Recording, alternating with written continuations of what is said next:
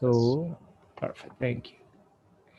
So, what we're going to be talking about today are two very interesting topics that, in principle, they are a little bit, they are different, some sort of, but they are also connected in a way. So we're going to see, or we're going to discuss testing and debugging. And the motivation is, well, there are different reasons. One of the main reasons is, okay, we need to be sure that whatever code we produce or we write is correct. And so that's where the testing comes in part. And related to that, if you, for whatever reason, detect that your code is not correct, is how can we find the problems, right? And in principle, one may think, okay, my code is something I created. I know exactly how it works, or I think I know how it works. So it should be easy to find. And the reality is that that's not the case. What happens is usually in scientific software, in particular, if it is large and complex and subtle, and in addition to that, if it is changing continually because you are adding new things or trying new things, and also if you receive code from someone else, like a colleague of you or some other grad students or a postdoc or from a different lab, you don't really know everything about the code. And if you know, sometimes you may just forget, especially if we are in the first scenario where the code can evolve quickly and also get into really complicated and convoluted code. So taking that into consideration, just let's think about a very simple example. And if you wish, this is sort of a pseudocode. And this is just to demonstrate or visualize a little bit how the typical steps that you may find in a scientific code. Let's consider a typical code that simulates a wave equation just in one dimension, okay? Just to make it relatively simple. So the steps that you will find, and you may realize this is sort of what's happening at a certain level also with the Anson table. You will read parameters that will determine how the simulation is going to be run. You will set the initial conditions for that simulation. You will compute the evolution of the wave in time or whatever is the quantity field that you are evolving or solving. And then you will produce an output, right? And that is more or less, it's a very basic skeleton of how a scientific code works in different disciplines, right? It's very generic in spite of me saying that we can think about of the wave equation just to set an idea. What happens is at some point in your research, in your project, the initial conditions may change, the output, maybe you were dumping things in ASCII and now that you know that there is better options like binary or netcdf, you want to try that. Or maybe the third point, which is usually the thicker one, the most interesting one, is how you solve the differential equation may change. So any of these changes may introduce and will introduce a potential, how to say this, a potential place where you can have mistakes, when you can have errors crawling, where you can have bugs crawling into your code. So we need tools to, number one, verify that the changes we implemented are not making the code run improperly, producing bad results. And secondly, as I mentioned before, if that is the case, how can we find where those errors were introduced and what are the errors itself, right? Because we are not going to put errors on purpose in our own codes. We are going to try to code in the best possible way, right? So this comes back to one of the first elements we discussed, I think was lecture 3 or so, about modularity. Just a quick recap, modularity is extracting the different parts of the program that are responsible for different things, and each of these parts should be independent. It should be like Lego pieces that they can connect and then create something more complex. The implementation changes of one module should not affect these other modules, and that is one of the key elements in modularity, right? Because then, if this part is maintained by a different person, for instance, or a different lab, then you can work explicitly on that part. If we have one of these parts, one of these modules working, I can just take it, give it to someone else, and voila, it should just work. Guess what? This is kind of what is going to happen on the next assignment. We are going to see how well your modules were defined. We're going to break your code into pieces, grab your modules, and give to someone else. And that person should see, okay, this module is good because I can just use it and you know, it's independent of the rest of the code. I have the implementation, I have the interface, everything is working nicely. I can do whatever I want with that module. So in that regards, it can be as an appliance, as an application that can be kind of plug and play into different codes. And that's the holy grail of modularity, if you wish. So a couple of questions that will trigger the two topics and kind of introducing what is going to be next. How do we ensure modules work correctly? How do we know that the changes that we implement in our code, meaning that boiling down to the modules, the changes that we implement in our modules work correctly? The name for that is testing in general, unit testing in particular. We're going to see the differences in these two approaches. And then what if we find that it doesn't work, as I was mentioning before? Well, the tool, the technique that we're going to use is debugging. All right? Any questions so far?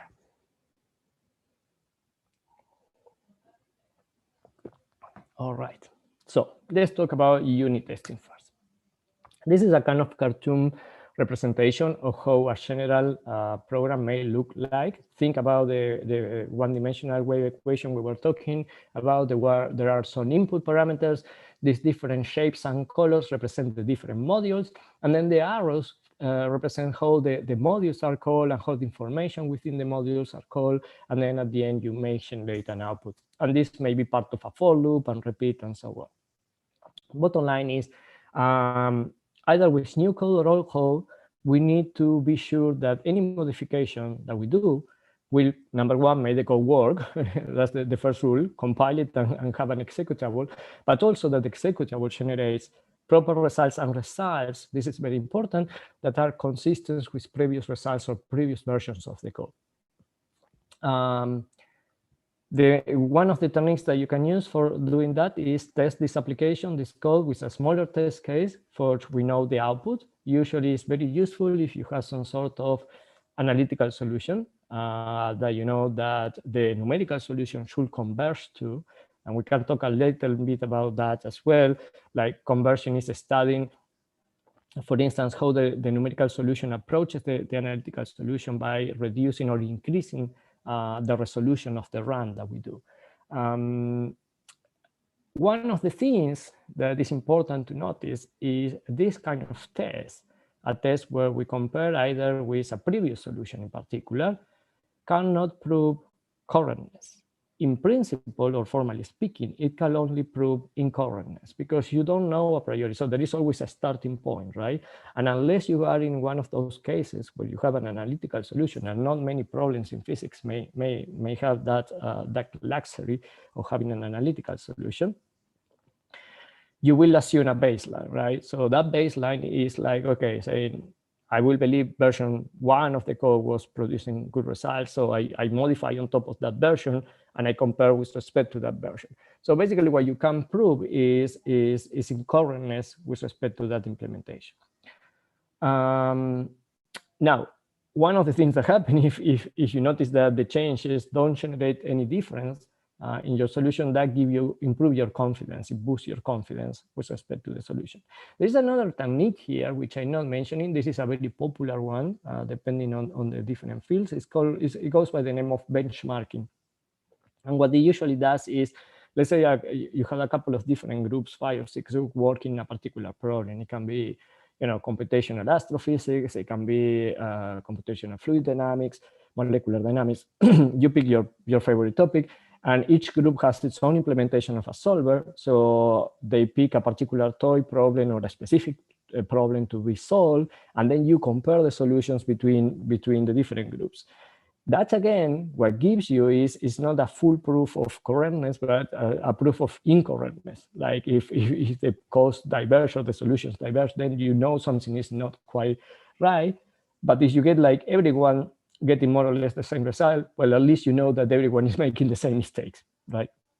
And that's kind of the message. But interestingly enough, those are very interesting efforts that usually are community-driven by different groups. As I say, they have to be kind of independent, the codes. And in that way, you get more confidence. It boosts your confidence on the results of the code. And it can also lead to nice publications. So, and then people cite them a lot. So keep an eye on that. Now, the idea of having this code as a whole, right, having some initial parameters, a particular situation that you want to check, looking at the output is usually what is known as integrated testing. because I give you the initial condition, for instance, or the particular situation I want to solve. I look at the output, I compare the results at the end. So it integrates the whole functionality of the code and then compare the results at the end. Alternatively, what one can do is basically look at each of these modules, right? Each of the pieces that compose the code and see, okay, let's do the same. Let's take an input for this module, look at the output and compare with previous modules or equivalent modules and see if the results match it or not. So in one way, the integrated testing I was talking before essentially gives you just one data point because it's just one comparison. If you had a modularized code, then you can have n parts, being n parts the number of modules. Then you have at least n data points to know which part are failing. Not only you increase the number of data points to improve the boost of your confidence in the correctness of the code, but also you are testing individually each of these units. So you are very confident that if there is an error in the integrated testing, it's not in the module, in the purple module for saying something, right? It can be in the green module or the sky blue module or whatever color it is. So basically that's quite easy. It's called unit testing because it takes these modular units and it tests specifically each unit, okay? Now, again, this is a crucial element. Your code has to be modularized. If not, then you won't have the chance of doing unit testing. And that's why modularizing code is so important. It not only gives you more flexibility in the codes, it allows you to change things very quickly, it allows you to track changes very quickly, but also it allows you to do unit testing very efficiently and allow you to find errors very quickly as well. Okay. So the approach in general will be, or not necessarily like this, but ideally you will have both approaches. You will run an integrated test case, and then you will run unit test cases for each of your modules. So this is an example. Any questions so far, by the way?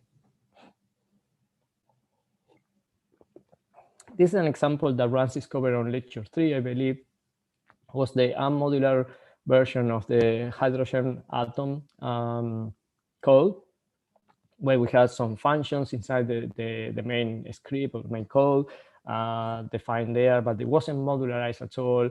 There was the in-main right there. There was the for loop. Imagine if I want to test this code. I mean, I could test the functions, but it's all part of the same monolithic code. That's what we usually refer as monolithic code. There's no really benefit of having a code like this, because then I cannot take my PWU function, my energy level function, and test those, because they are part of the same thing. Instead, if we go back to the modular version, now, just a recap, first of all, look how simple it looks compared to that. Of course, all the details are hidden in the different modules, but again, that's part of the beauty of modularity.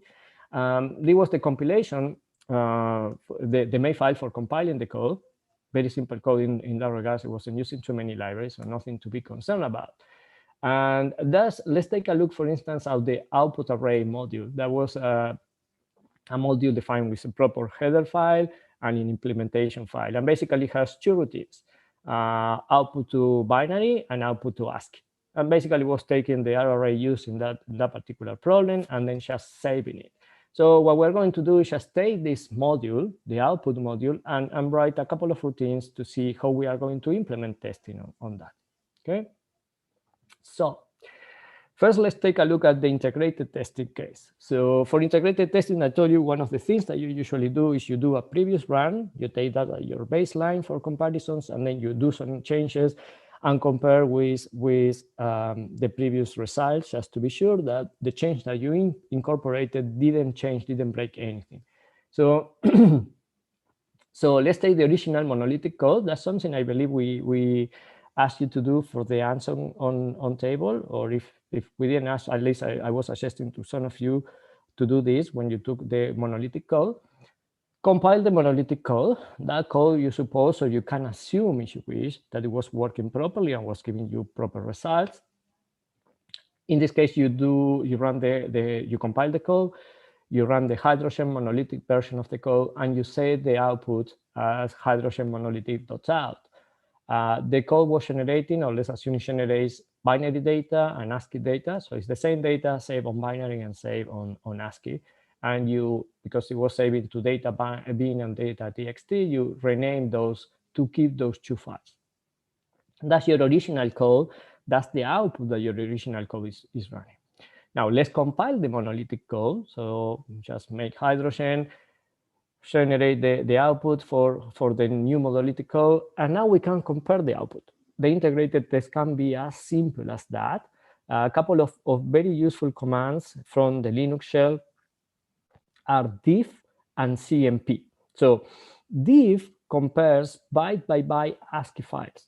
So, and there are a couple of options where you can ignore some characters like spaces or things like that. But basically diff, the diff commands from the Linux shell allow you to compare two ASCII files. CMP, on the other hand, you may remember this from the file IO part and the assignment that you had to work with in saving the ants as well. Binary files are a little bit different from ASCII files. So diff cannot handle binary files. It will give you actually errors or discrepancies even when the files are the same. So instead you use CMP. CMP is for comparing explicitly binary files. Okay. Now this works for ASCII files and binary files, these two commands, but be aware that byte for byte comparison can break floating point numbers, meaning that in some cases you may still see false positives when you compare files. Just a quick warning and anything else. In any case, you do the diff between the hydrogen.out and the monolithic version. You make the diff between the data generated and then the CMP between the binary data. And that is the idea of an integrated testing case. Basically, very simple, very straightforward, I would say. Okay. Hopefully you won't notice any changes, any differences. So things should be okay. Now, any questions about this? So this is usually how one will run integrated test. And again, this is a simple case. There's just one output file. Things are easy to compare. Things get a little bit more tricky to compare when they are in parallel. Like let's say that you have multiple processes running and generating data in different grids. And those things are a little bit more tricky, but probably what you may want to do in those cases, run first with one case, one processor, and compare to compare with a serial run, let's say.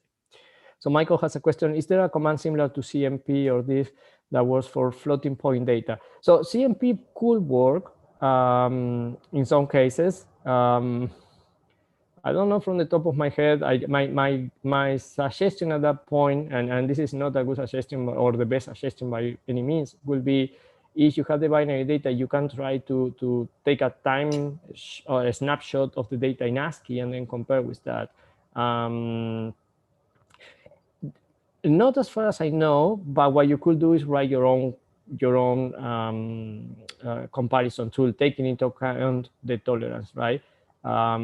Maybe Rancis know about any other tool, but that would be my suggestion. The problem with, I mean, it's a great question and it's a great idea, Michael. The problem with that is that, remember, if we're talking about binaries, the cases can be so arbitrary, right? You can have R arrays, you can have one-dimensional arrays, you can have multi-dimensional arrays. So even when you want to compare those numbers, you need to know a little bit of the structure of how they are laid down by the binary file. If the structure is just simple, then you maybe would slag with CMP, but if not, you may need to require to write your own routine and slice things. That's another technique you can do. If it's a multidimensional array, for instance, you can slice things and then just compare those slices. A slice, like if it was I, j, k, the index, just take a fixed I and j and then leave just k moving, varying, and then look at that, right? As I say, I don't really know any specific tool out of from the top of my head. There may be. Nowadays, there are tools for almost everything. But one thing that people have done is either taking the binary and dumping into ASCII, and then or write your own comparison tool, including a tolerance for that. It's a great question, but I'm sorry I don't have a better answer than that. Okay. So let's talk a little bit about unit testing. So that the one we saw before is integrated testing. So let's take a look at unit testing. So one thing that we are going to do is, as I told you, we're going to take the example of, excuse me, the example of the output module, in this case, output array.h. So for starting, we need to include that because it's the one that defines the functions we want to test. Now, what I'm going to show you first is how one can implement unit tests from scratch, basically. But then we're going to see frameworks that help and are very, very useful and powerful to test these modules, even without having to compile. It sounds crazy, but it's kind of like that. So we're going to include just IOStream and FStream because we need to open and read files. And then this is what it's going to do. So some messages, so that we have a main function, of course. So this is our output array underscore test.cc. Unit testing function, and we're going to test the toASCII, the function that only writes to ASCII. We're going to define an R vector, a one-dimensional array, if you wish. It has 3 elements, and those elements are 1, 2, and 3. And what we're going to do is just use the toAs function to write these numbers, this R array, and then read it back, and then just compare. If the first one is a 1, if the second one is a 2, and the third one is a 3. If that is not the case, that's what the first if statement says there, then the test failed. If the case is that we read 1, 2, and 3 as we save it, then the test passed. As simple as that. Okay. One thing to notice: the return statement is used here to indicate if the test passed or failed. So anything that is good in good agreement with what you expect is a return 0. Anything that is not is return 1, and depending on the type of error, you can indicate there is a convention for those values. But this is as simple as a unit testing can be. It's like you look at what the function you are testing is doing, you make it do it, and then you compare with a known case. In this case, the known case was to say the integers 1, 2, and 3, and then get them back from the file that it was generated. As simple as that. Okay. How you will compile this? Well, you usually, this is a really good idea, and we are going to ask you to do this, is you include a test rule in your main file. It depends on the test case, of course, and then you run the test and the compilation for the test. And that's basically it. And then you do make test, you compile the test, you run the test, and then you get if the test pass or not. If you want to get the numerical code returned, you do echo $sign ? Okay, just to check the return. That's not part of the test itself, but you know. Okay, so that is a unit test. It's targeting a very specific function in what it should do and how it should return or obtain the results from what the function did. Of course, the test case depends on the particular function itself. Now, I told you each module should have a separate test suite. That's how is usually known. So for instance, the output array test should also have a test for the toBin function. So if you remember, there were 2 functions in the output module, the one that saves in binary, the one that saves in ASCII. So this is important, right? If the code is properly modular, those modules tests should not need any other CC file other than the ones defined in the module. One of the things I was mentioning is this way of writing the test is not the best way. It requires like defining a main file, defining some other things. There is a better way, and this is what we are going to see, the testing frameworks. So there's a lot of extra coding that is needed sometimes to run tests. The test also requires to be maintained, right? If you change the interface of something in the routine, you will need to update your test routines as well. And it's a really good idea, especially if you are developing code, that you include your test with the shipment of the code, with the code. It's part of the code. It's a self scrutiny, self health consistency check to include those. It's really good to have a lot of tests. There are even tools that can tell you how much of your code is being tested. The code is usually known as the coverage of the code. How much of your code was tested or is being tested. So you can even quantify that. So as I was saying, there are frameworks, there are tools that can help you with the testing routines. The most used ones are Boost Test, part of the Boost library, as you know by now. There is also a Google C++ testing framework, also known as Google Test. And there may be others. There are probably much other ones. What happened with these testing frameworks is that they usually are a combination of what they are called macros that can select which test to run. So this has some advantages. And as I said, very likely for the assignment, you're going to be using a framework, for instance, Boost Test. That will be my recommendation. But if someone wants to try Google Test, I think it's part of the teach cluster. We should double check that, but I believe it's part of the teach cluster. So you're welcome to try that one. So let's take a quick look and see how our output test will look like with Boost Test. Okay, so this is showing you Boost Test. This will show also a way to compile Boost. And as I say, the compilation is between quotation marks because you will see something funny that will happen. So this is our output underscore BT, Boost Test.ccc. We are going to include the module we want to test. Of course, we're going to include IO stream and BF stream, so for reading and obtaining the file and printing to the screen. And this is where the Boost part comes into place. And this has some subtleties, okay? So bear with me. We're going to use this definition macros, very similar to the protected guards that we talk about when defining our modules, the header files, remember? So it's the same macro, but this will define basically some conditions, some criteria for how to compile Boost. So in this case, we are going to tell Boost, okay, we are going to use the Boost Test suite, but we're going to do with a dynamical linking. Okay, so if you don't do that, then the linking will be static. Your test will be huge in size, and so it's usually a good idea to do a dynamical linking. You can try the static linking without not saying anything, but just a good idea. The other thing is we need to give a name to the module test. So you do that by doing Boost Test module and then the name of the test. So in this case, output underscore BT. The third thing that we need to do is to say where we can find the unit test header files. And these are usually in Boost Test unit test.hppp. Okay. And then what comes, notice this, there is no main file here, okay? No main file here. I saw a couple of questions. I go to the chat in 1 second. Let me finish with this and I go back to the questions.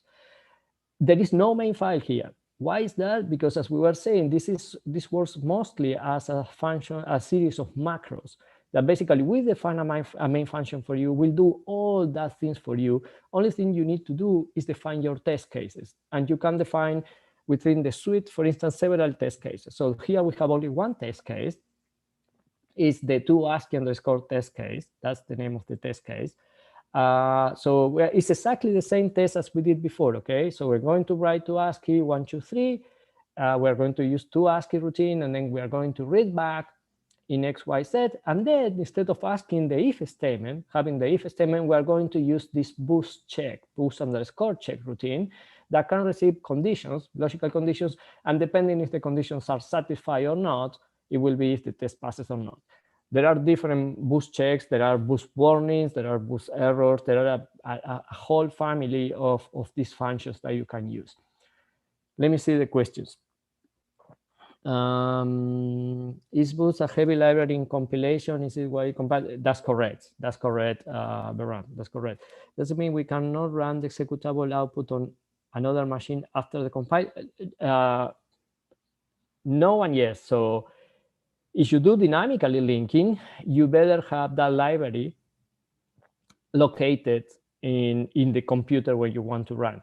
But that's why, let me go back a little bit to that question. That's why you usually don't take your compiled executable and move to a different machine. Usually that doesn't work in Linux machine, and that's why you usually want to have your main file as part of your distribution and recompile things. For a couple of reasons. One of the reasons is maybe the library that you are using is not the same version of the library you had installed in a different system. That can give rise to another series of conflicts.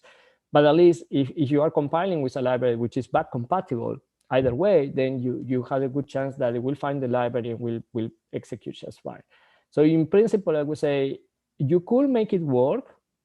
I have done it. Sometimes you need to hack your way around it, but it's possible if the library is installed in the other system. But the best way is to take the source code and recompile in the other system. Okay. Why we define two boost tests? Okay, the boost test module, think about it as the suite, right? So it's a series of tests. I think you are talking about this boost test module output BT, right? So this is a series of tests. The boost auto test case is one of the cases within that set of tests. So as I was saying, you can have many more. In this case, we are just testing the ASCII routine, but you could have a 2 binary case, and that will be another boost auto test case. Make sense, Shishe? So you can have many more test cases when within part of the same suite case. Okay, good question. Yeah, so the idea is that think about this. So let me think about a more rich example. Think about a function that can sure, no problem, but it's a good point. So think about a function that can give you more than one information, because in this case it's just for one function, right? But it could be a function that give you the let's think about a function that takes one equation and give you the derivative and the second derivative. And you may want to test these two independently, because maybe these are numerical derivatives and you implemented different methods and just making something up. Then you can have for that unit, for that module, two testing cases, and that can be part of the same testing unit, testing routine, let's say. Now, something interesting with the test cases, maybe I didn't mention this, is in addition to having the test rule in the main file, what happens usually is when people run the installation, so I was talking about compiling a new system instead of moving the executable. When you do the compilation, there are also the installation rule, the clean rule, as we have seen, but then you have the testing rule, and that is always a good idea to run the test cases there as well. This is coming a little bit back to Rob's original question today. So notice how I'm going to compile. So my first line is the compilation, no special flag needed, because in this case, I'm assuming I'm compiling on the teach cluster. So the LD library path should find all the boost references if the boost module was loaded. But then the linking stage has a special flag. And the linking stage has a flag which says boost unit test framework. Now, this is where the things get complicated. I used to have a couple of examples showing the different situations or different cases that you can do with boost. The thing is, this flag here is sort of entangled to the way that you define these macros here. So it's not that you can just, if you decide to do test din link, you can use there is a different flag that you can do for a static here. So it's a little bit tricky. It's well documented, but sometimes it can be a little bit messy. So what you usually do is as I say, I will suggest going for the dynamic linking, and that keeps things nice and not so heavy on the test side. You don't want to have a very heavy test neither, because it takes a little bit longer to run. How we run the test? Well, I call this output underscore BT, and then this is a flag that you pass to boost to specify the log level, meaning how much details you want in all the tests, log level all, that's a very, very detailed information. So it will say running one test case. Coming back to Shishi's question, if there were more test cases, it will be 2, 3, and 4 test cases, and so on. Entering the suite output BT, that's the overall name of the unit containing the test, and then the particular test case to ASCII test, and then basically what is the comparison, if it was passed, how long it took to run, and then leaving the test suite and basically summarizing that no errors were detected. Okay, so that's basically how one will do it using Boost. And again, notice it's a very clean code. There is no much distraction. And that's the main difference with the implementation we did from scratch. There was a lot of things taking care of the checking and the conditionals. There is no such distractions here. They go directly to the function, what it has to be tested, and the result of the check or the test. So this is how one will do it using Boost. Any questions about this?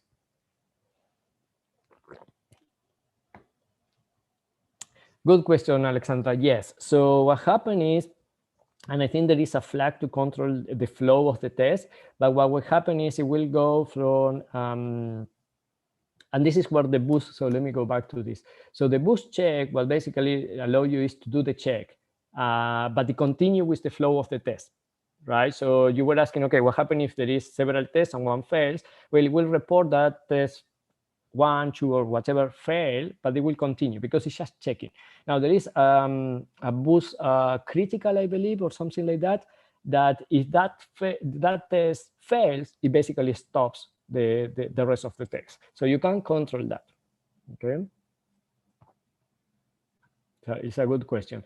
Some people, this is again, depends a lot on the criteria. Some people like to run the whole battery of tests because it provides you more information. You know, if text 3 and 11 fail, then that may give you an indication of what went wrong. But if test 5 fails, which is critical, you may want to stop right away and focus on test 5, what that means. So the errors in the output, usually the checks are, excuse me, are controlled in this way, in comparisons. Now, the comparisons can take a different flavor. So in this case, I'm comparing against a string. But if you go back and relate it to a previous question, I could be comparing against a tolerance. So I can say, if these were numbers, I can say, and these are floating point numbers, we can say, okay, x minus the expected value of x is smaller than 10 to the minus 16. And that could be another way to ask for the test, right? Or the particular flavor that you do.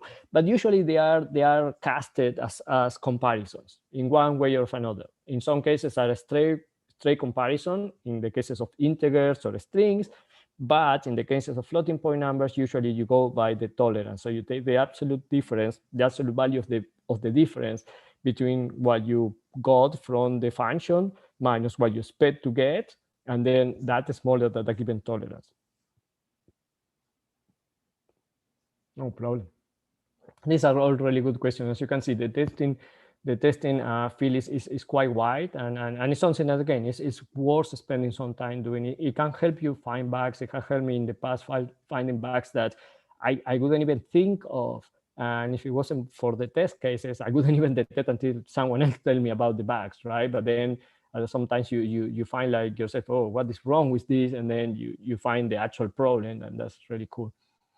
And this is what the second part of our lecture is going to be about, how we can find the errors after we detect that something is not quite right. So yeah, so we all think our programs run just fine because we code them and we know what we are doing, but sometimes our mental picture of what we think the code is doing and what the actual code is doing, or what the compiler thought you want to do it, is not exactly right. So the debugging process is, and we usually like to say, is the art of reconciling your mental model of what the code does with what the actually it is doing. Now, the main message from this part, which I want you to take, is the debugger is the program that will help us detect the errors. But the actual person or the actual element that detects the error is ourselves. So we need the debugger as a tool, but we are going to be in charge. There is not such a magic tool that will point to that line in the code and say, you need to fix that. We will need to collect information to inspect the code and see where it's failing, and that's where the debugger will help with. Of course, the first advice or the first thing that we will say is, okay, how can we avoid debugging? Well, one way is to write better code. Simpler, clear, straightforward code usually is a good way to start. So modularity is another way, because we can, with the modularity and the unit testing, we can very basically or very easily identify which modules can be responsible for something that is not expected to happen. So that's the key element. This is especially true for C and C++. No Q tricks, meaning no obfuscated C code winners.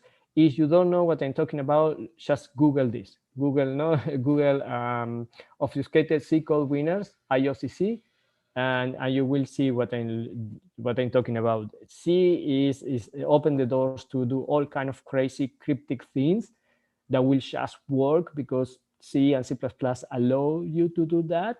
That doesn't mean that kind of code is more efficient. That doesn't mean for sure it's not clear for the user or the programmer. So there is no real benefit of having that other than just asking for troubles just for being cryptic for the sake of being cryptic. This may sound a fun one, don't write code. And what we mean with don't write code is not do not program, but use libraries instead. Libraries that already do what you had to do, especially if they are well tested and well supported and well known libraries. Use that. Write simple tests for each module. Again, that will help to identify what modules are failing, if they are. There are some compilation flags that are super useful. They are a little bit annoying sometimes because they kind of provide too much information.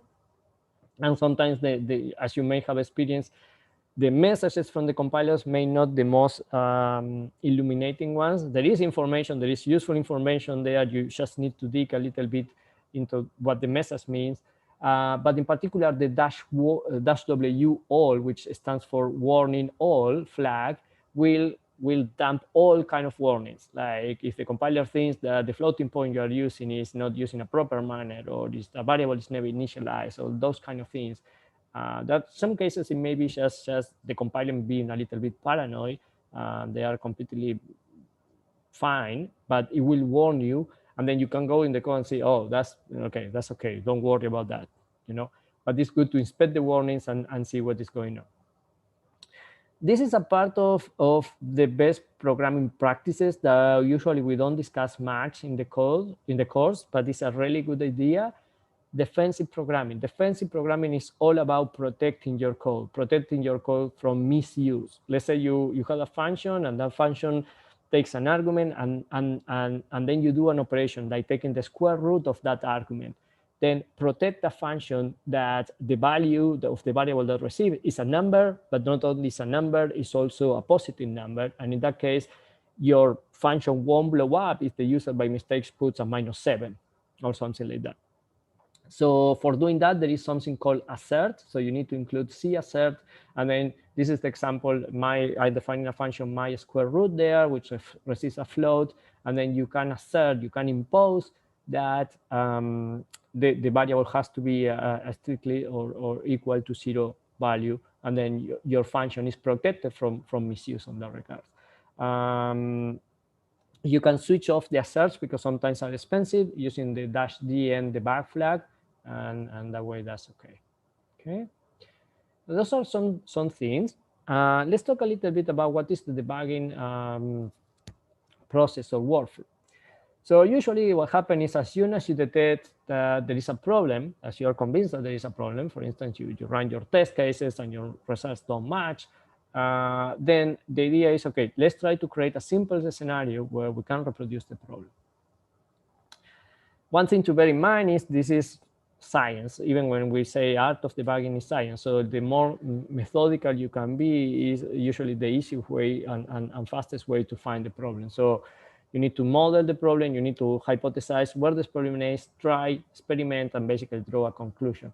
So things like try a smaller problem size, turn off different physical effects. If you are, again, I'm thinking about complex scenarios like solving a differential equation, which may have different contributions. Simplify as much as you can and try to see which terms are the responsible for the errors. In particular, if you have unit testing, you can try to narrow it down to a particular module, function, class, go into the micro world of each of the functions. If you are going to do an integrated approach, you may want to write intermediate results and inspect them. So even some people sometimes put some definitions, some flags to activate debugging in your code. So it generates more output.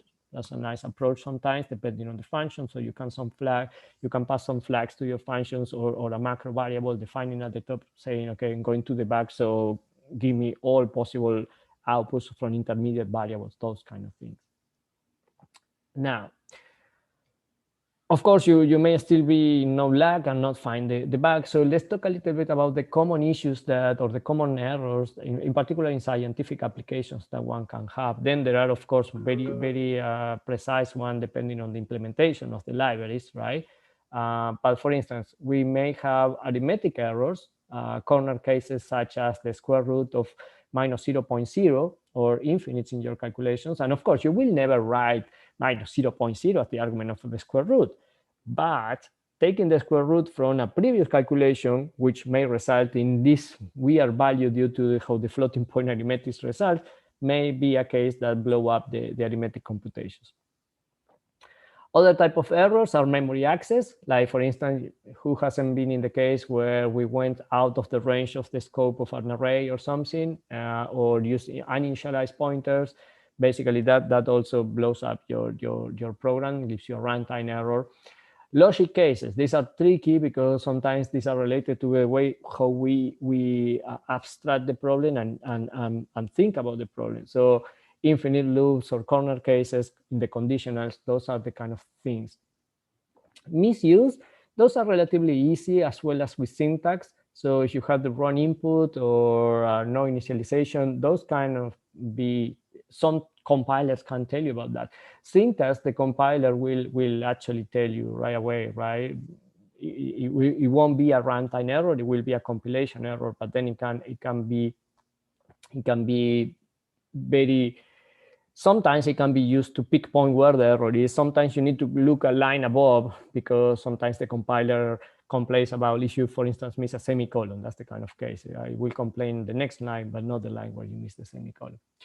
This is a funny one, resource starvation. And we talk about memory leakage. That is when you forget to release memory and you call your functions 10,000 times, and at the end you run out of memory because you never release the pointers or something.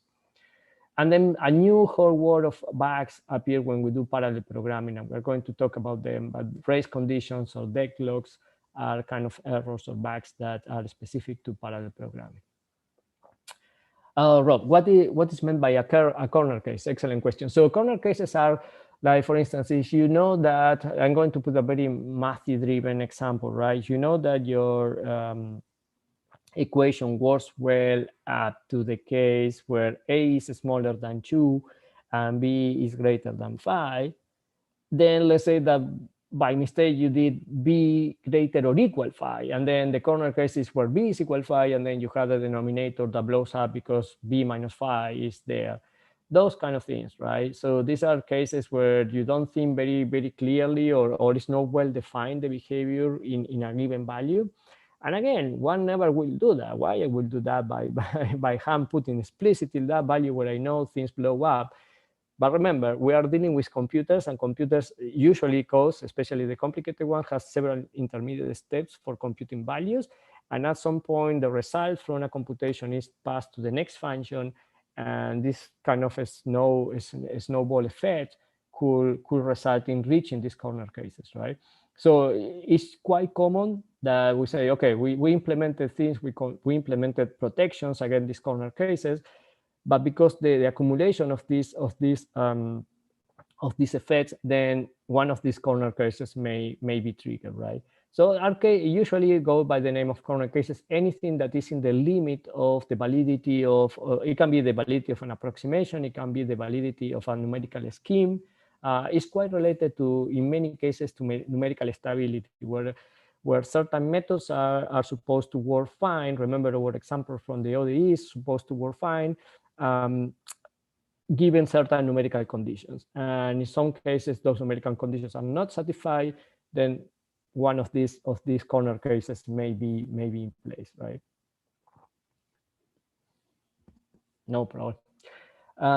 So what can we do? What can we do to try to determine what is going wrong with our code? Well, historically, let's put it that way. Historically, there has been two perspectives.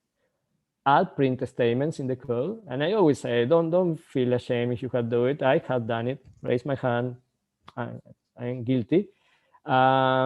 But the better way, and I did it sometimes because of laziness, and at some point because I didn't know better. But now we know better, and now this is the lecture where will know better as well. Instead of doing print statements, use a debugger. So I tell you why using a print statement is not such a good idea. And there are different reasons, and I didn't know this when I was doing it. So it's quite interesting even from that perspective. So it implies a little bit of a constant cycle. So you strategically add print statements to your code to figure out where things are wrong. You compile the code, you run the code, you analyze the output. It turns out the print statement wasn't really useful there because it was blowing up somewhere else where you didn't know, and then you repeat. And then you do that 10 times, you waste like, I don't know, even or take 2 minutes per compilation and runtime, you waste easily a couple of hours a day just adding print statements. On top of that, that is not the worst case scenario, although wasting time is a really bad thing. But number one, then you need to clean the code, because otherwise every time you run the code, you fill your screen with dumb messages. I'm here, this works, or this, I'm testing this. So you need to clean the code. That's a little bit of work. And you need to repeat it for this bug. On top of that, so it's time consuming, it's error prone because you are adding code. We say keep it light on the code side, that helps with including errors. But this is the substantial thing. Is the error or the bug is subtle? And when I mean subtle, it's something related to memory manipulation. Let's say, for instance, you were having memory leakage, or you have an index that it was stepping out of the bounds.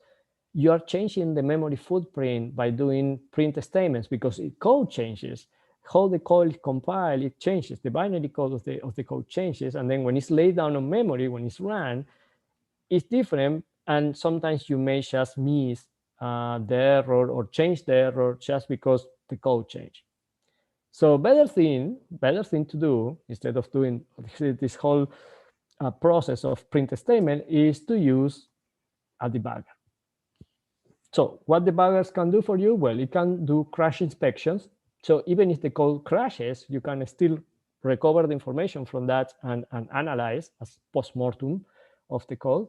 It can do function call stacks, meaning it will look at all the functions that you will be calling. It can step through the code. It can have automatic interruptions. It can check for variables values and set those values. So it can have a dynamic interaction with the code as it runs. Usually, there are two ways of running a debugger: using a graphical interface or not. If you are using a local workstation, graphical interfaces are great, are very, very friendly to use. If you are doing remotely on Cynet, on the Teach cluster or Niagara, this can be slow. Either way, graphical or text-based debuggers has the same concepts and do exactly the same. It's just the interface that changes a little bit. Okay, you don't gain anything by doing graphical versus non-graphical. In some cases, you may gain clarity, but not the functionality itself. Important things, okay? When we want to run the code through a debugger, we need to add a few flags, in particular -g and -g stubs. So these allow for having the symbols, like the name of the variables, not translated into binary, because otherwise we will be looking at hexadecimal codes, and that could be a little bit confusing, at least for me. I know Rancis speaks hexadecimal like just very fluently, but if we don't speak the hexadecimal as I didn't, so probably in the -g and -g stub is a good idea.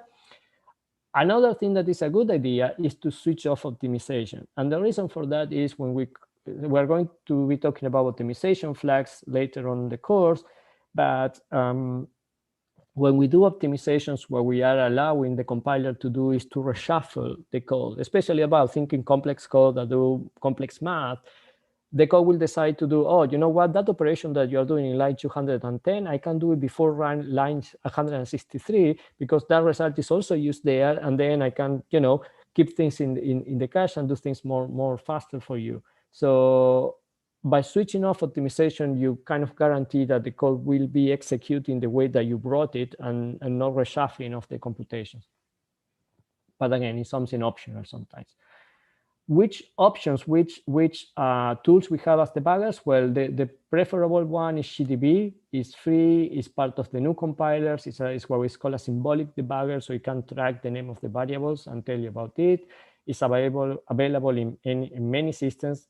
Basically, if you install the compilers, GDB comes with them. It has been around for quite some time, so it's still developed and up to date. It's test-based, although it has a test user interface, which give you the options on the screen. And the way to run it is in the prompt, in the command line, you do gdb and the name of your program, and then will bring some sort of interface to you to run the code. Now, when you run the debugger, what you have at your disposition is a series of commands. What this table shows on the first column is the command itself. This is an abbreviation that you can use, so you don't need to write the whole thing. And then it's what it does, right? So help, it gives you the help. Run will run the program from the start. Backtrace basically shows the function call start, meaning which functions have been called up to that point.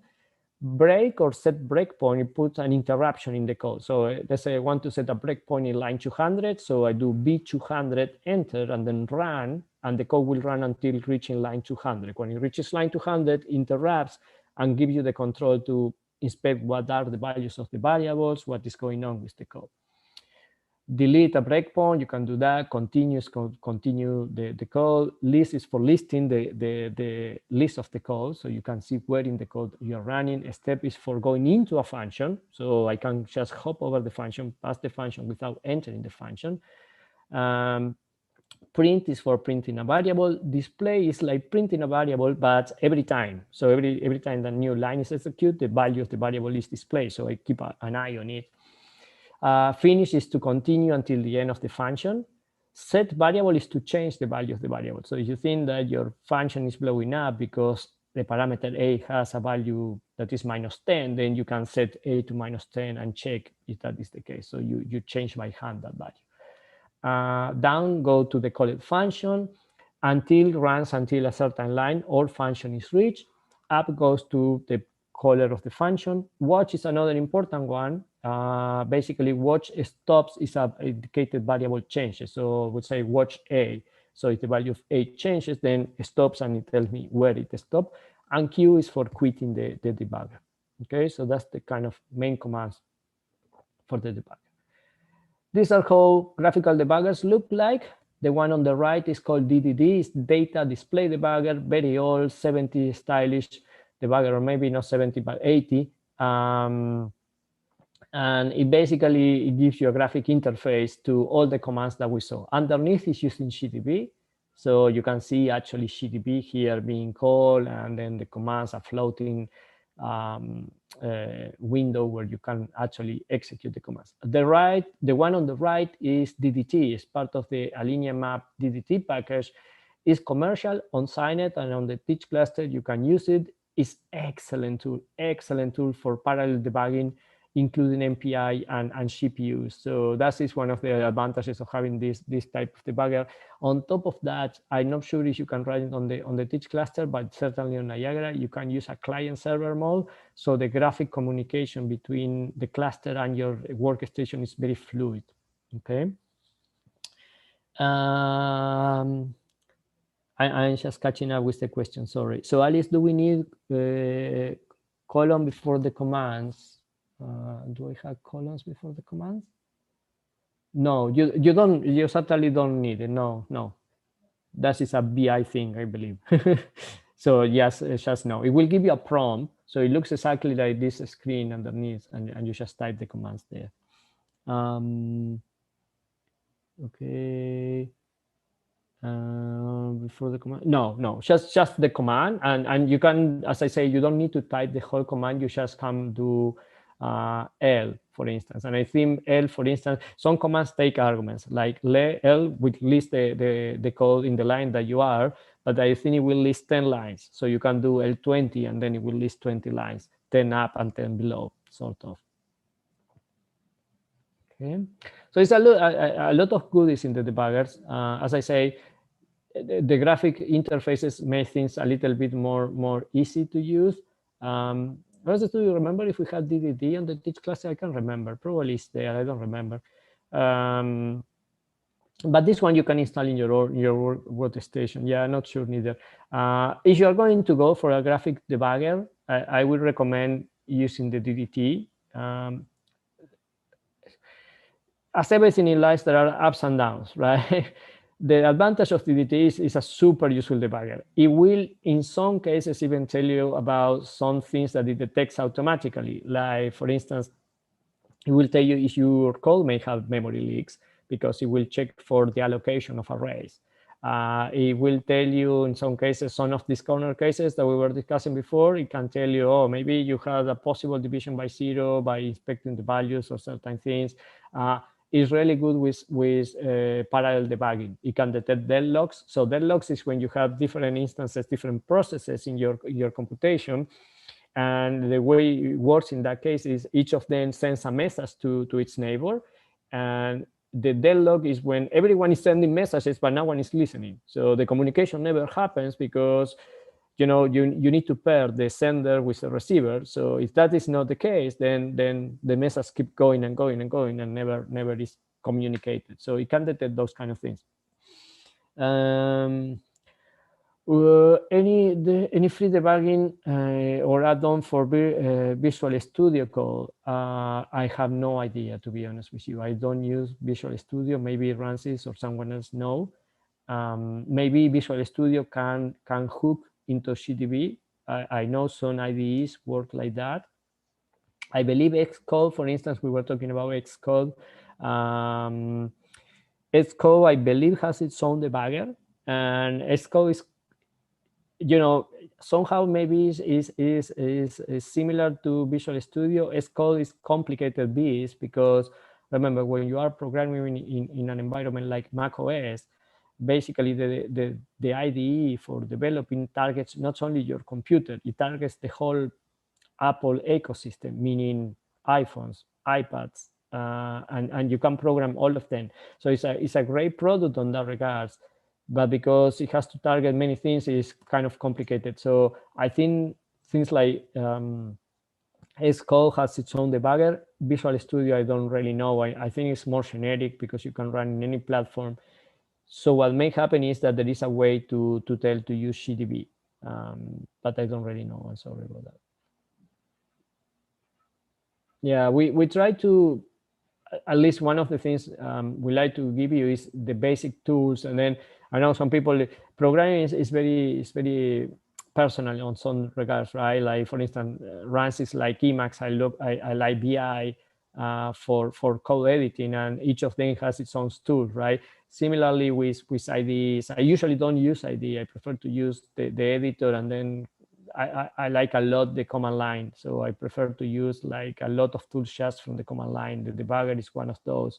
Having said that, DDT is an amazing tool. The downside of DDT that I was going to mention is that you need to pay for using it.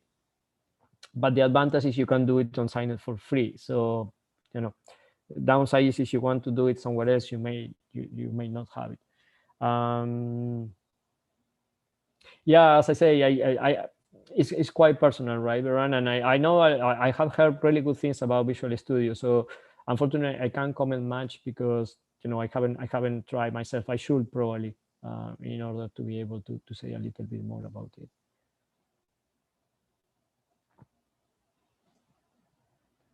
Yeah, so there's something about that. I believe the remote debugging with DDT using this client server mode, I can post a link later how to set up. It requires some steps, but it's super fluid. It's super fluid. It works very nicely. From what I have experienced, to be honest, I haven't tried on the Teach cluster, so I'm not sure it will work on the Teach cluster, but on Niagara, it works very nicely. So, yeah. Right. So that was it for today.